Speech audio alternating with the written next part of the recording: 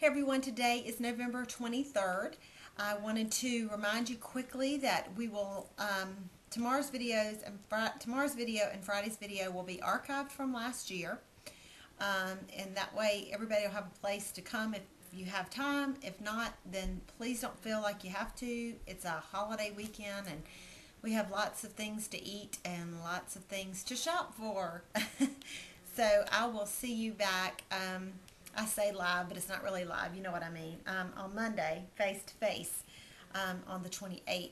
So I will have the blog up so you can respond back and forth with everyone. But there will not be any current videos, this year's videos, on Thursday and Friday.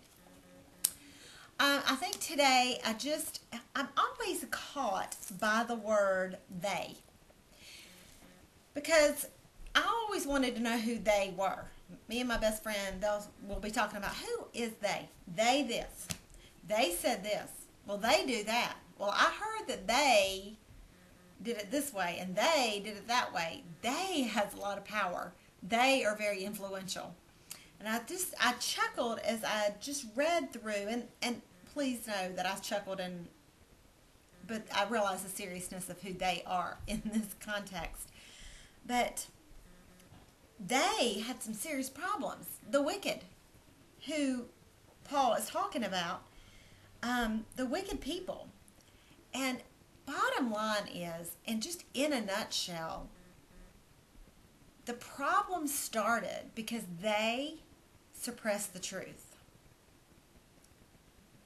And I thought how often that happens to me, and maybe perhaps that happens with you as well. Paul says, for ever since the world, they knew the truth about God because he made it obvious to them. For ever since the world was created, people have seen the earth, the sky. Through everything God made, they can clearly see his invisible qualities, his internal power and divine nature. So they have no excuse for not knowing God. They know the truth about God because he made it obvious to them. How often has God made himself obvious to us? Not just through his beautiful creation and his divine nature, but in our lives, through his provision, through his love, through his steadfastness with us, through his patience, through his compassion, through sending a check in the mailbox, through numerous ways. He makes himself known to us every day through his word. Yet, we so easily become a they by suppressing the truth that we hear from God's word and the truth that he reveals to us because we just might not like it. It might hurt, it might be uncomfortable, it might cause us to make some adjustments that we don't want to make. So we suppress that truth. It may not be what we want to hear. It's not the answer we wanted. We wanted that person to be fixed. What's wrong with us? You mean you? There are things that I need to work on, God? Really? It's really his fault. It's really their fault. They need to make all the adjustments. But somehow God points out to us that we have some adjustments to make, and we don't like it, so we suppress the truth. That is where they went wrong from the very beginning. And that's where we go wrong, when we suppress the truth. Did you see the outcome of suppressing the truth? If you didn't read it well, read it again. It goes from, the suppressing the truth goes to idolatry. Then it just leads to wrong thinking. It says that they start thinking for themselves, and it says that they begin to think up foolish ideas of what God was like, and as a result their minds became dark, and what was that second word? Confused. Claiming to be wise, instead they became utter fools, and instead of worshiping the glorious ever-living God, they worshipped idols, and made to look like mere people, birds, animals, and reptiles. Well, look at what happened, because the simple act of suppressing the truth led to all of that. But look at what the result is from suppressing the truth. 24. So God abandoned them to whatever shameful things their heart desired. Now, where is God? Why is God allowing all that? You know what? This is what I've come to the conclusion about. This is what I've come to the conclusion. Where's God? God's where he always has been, on his throne. Where are his children? Suppressing the truth. And God just says, I believe, says, you know what? Just like he did in Paul's days. You want it that way? You got it that way. You think you know better than I do? Go ahead.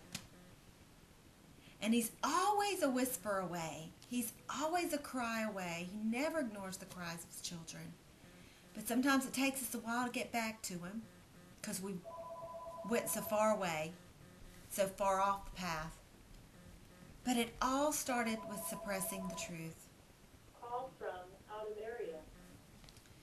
I put 2 Corinthians 10:5 there. From out of area. We demolish arguments and every pretension that sets itself up against the knowledge of God, and we take every thought captive to make it obedient to Christ.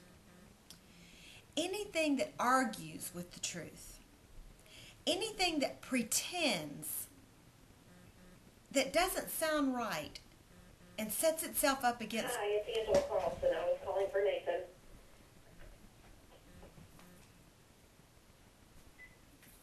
Angela?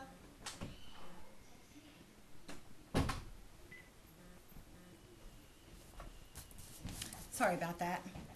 Anything that argues with God's truth, anything that sets itself up and pretends to be something that's greater than God's knowledge, we have got to take captive of that thought and make it obedient unto Christ. How do we do that? We have to know this word. When we have a thought that just doesn't sound right, go to your concordance. Go to BibleGateway.com and go to keyword search and type in fear, adultery, alcohol, drunkenness, sexual impurity. Search these things that may be wondering, may have you wondering, is this right or is this wrong? They say it's right. And if it sets itself up as truth against what God says is truth, we can't suppress this truth. We have to live in the freedom of the truth. And even if it hurts, we can't suppress the truth. Wow, what a great lesson today. One that I needed to hear. You all have a marvelous Thanksgiving.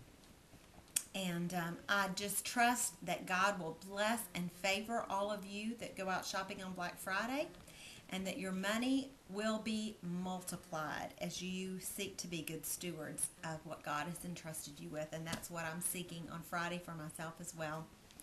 Happy Thanksgiving. And one of the things that I'm very most thankful for is each of you.